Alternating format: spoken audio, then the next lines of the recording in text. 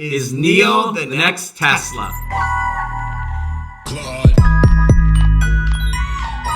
Welcome back to another edition of Sounds Right Media. My name's Anthony. And I'm Brian. We have a very special video for you today. NIO. Is it going to be the next Tesla? Today we're going to dive deep on NIO and we're going to find out what's in store for this company, this stock, in a hard market today. Is NIO going to rise to the challenge or is it going to fall? We have Brian, 37-year pro, and he is going to tell us everything we need to know, whether we can be comfortable buying NIO or maybe we just got to wait a little bit. Before we jump into the contents of the video, you know what time it is, guys. You know exactly what time it is. You guys need to smash the subscribe button, hit the like button, comment down below, and share the video, because this channel, only this channel, we're the only channel on YouTube that is going to provide you with all the information necessary to make a calculated decision when buying your stocks. This channel is going to give you an edge from an investment and trading perspective. On one side of the coin, you got the 37-year pro who knows more than most of us out here. And on the other side of the coin, you got me, the amateur hack who doesn't know a darn thing about the market, who makes all the mistakes and comes back to the channel with question after question. He does. But I'm getting the questions answered from somebody who has the knowledge to answer them. So that is why you should stay tuned. All right, enough games. I know you clicked the subscribe button, and I know you already commented with your questions. So Brian, what is NIO? Give us a quick overview, just to summarize what this company is. For those of you that don't know, NIO is an electric vehicle maker. They're competing with the likes of Tesla, all the big name auto companies, and not only do they make the electric vehicle themselves, they also make the battery packs and other components as well. NIO is headquartered over in Shanghai, China, and they've got 7,800 employees, which is a pretty good sized company. All right, so got a little glimpse of what NIO is. And Brian, one thing I think we need to talk about is the recent earnings report, which came out last Thursday. And Brian, what do we got? So as far as the earnings go, the earnings weren't that great. Everyone was expecting a loss. They had a $3.14 loss. If you want to use the renminbi or the yuan or yuan, I know there's a lot of different pronunciations, but in any event, they did have a sizable loss.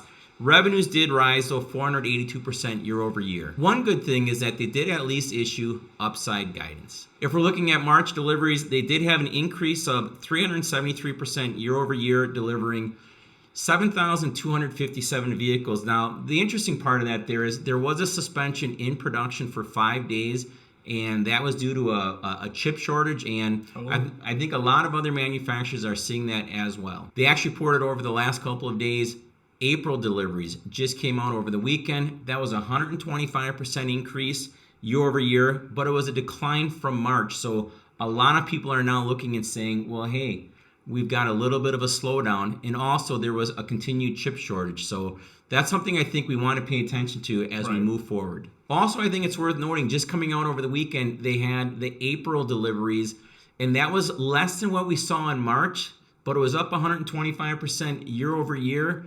But they're actually forecasting worse results heading into May because of this chip shortage continuing. Several days ago now, we had an interview with the CEO from NIO on a Chinese news station. And in that, he goes on to say some interesting things. I'm going to bullet point that for you right now. He says every word he speaks is analyzed like that of Elon Musk from Tesla. So it's a little too hard to just go off the top of the dome remembering all these. So I'm just going to read what some of the things that Brian wrote down that he said. He says he's happy to keep NIO on path where Audi is, but only with EV, and plans are to move cautiously outside of China. He started construction on a new park with 50 billion renminbi in first phase, and the total output value will reach 500 billion. And those are some pretty interesting things. But as we go on here, he also said the capacity of the park will be able to produce 1 million vehicles. Those are some huge numbers and some big aspirations. Going on, he says the park is actually going to be 12 times larger, if you can believe it, than Tesla's Fremont facility. Also, he's saying their latest deal with Sinopec has allowed them to solidify their second generation battery swap stations all over China, which is something that's pretty big because you need to have these batteries to obviously move the cars up and down the roads. Another interesting comment he made, he said all EV makers are being forced to shut down facilities and lower output due to chip shortage, which we all know is affecting not just the U.S., but internationally. Even despite shortages, first quarter exceeded expectations.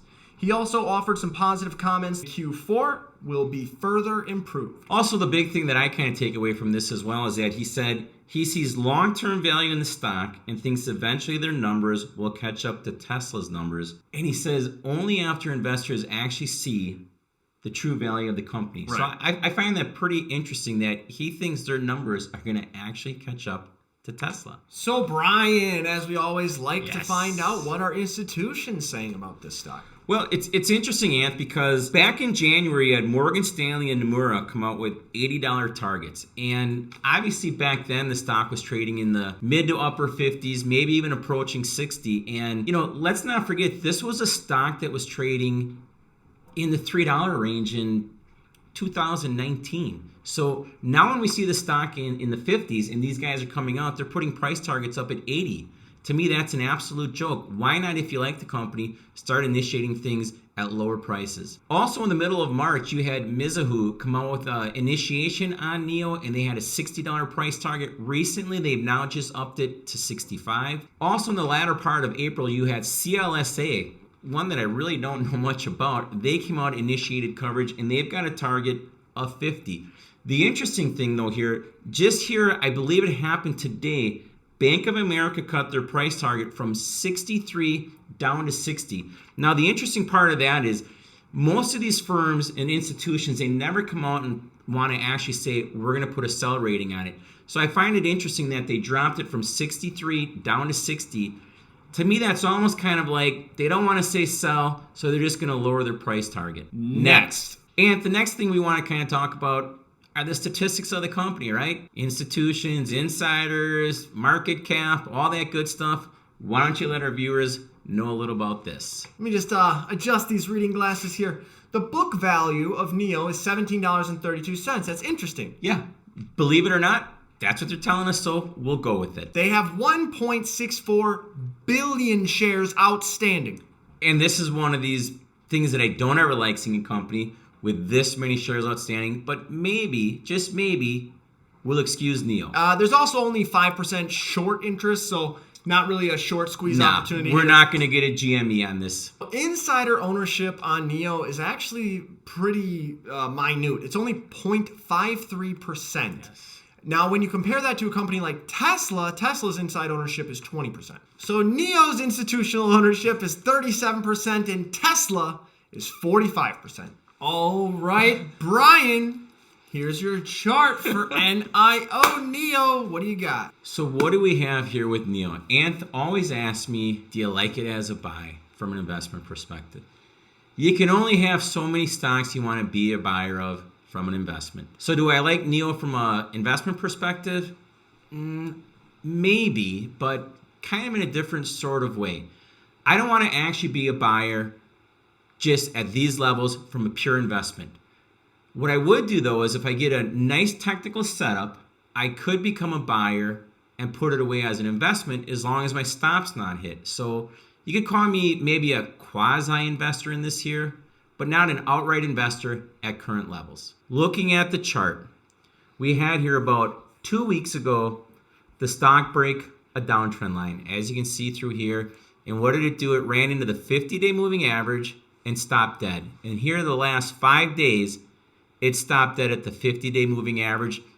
This red arrow here was the day after earnings, and the stock tagged the 50-day again and closed kind of middle range. It actually closed up about, I think it was 85 cents on the day from Thursday's closing price. Now what I really want to watch for as we move forward is a couple of things here. How does the stock act when and if the overall market goes on the defensive? Does this stock hold up, or do we start to see it potentially start breaking down?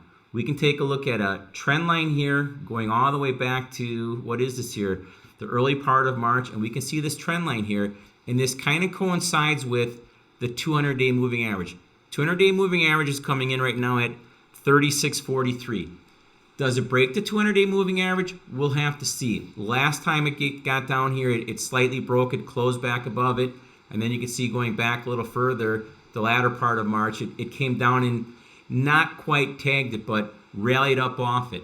So as we move forward, the key to me is going to be, does this start to, break this 200-day moving average? Does it break this bottom end of the symmetrical triangle? Like I said, we got the breakout above it. 50-day moving average now playing as resistance. It's going to be interesting here over the coming couple of days. And it's not like you can just make a call. It's going higher, it's going lower. I want to watch and play off these support and resistance levels. What I would want to see if I'm going to be a buyer of this, I need to see a close above the 50-day moving average, as well as a close above 43.22, as you can see on the notes here. And it's got to be on big volume in order to get me bullish on the stock. If we got that, Ant, I might look to become maybe an investor in it from that point going forward. But I certainly would at least look at it from a swing trade perspective. Now, Brian, you tell me you can't just make a call that it's going up.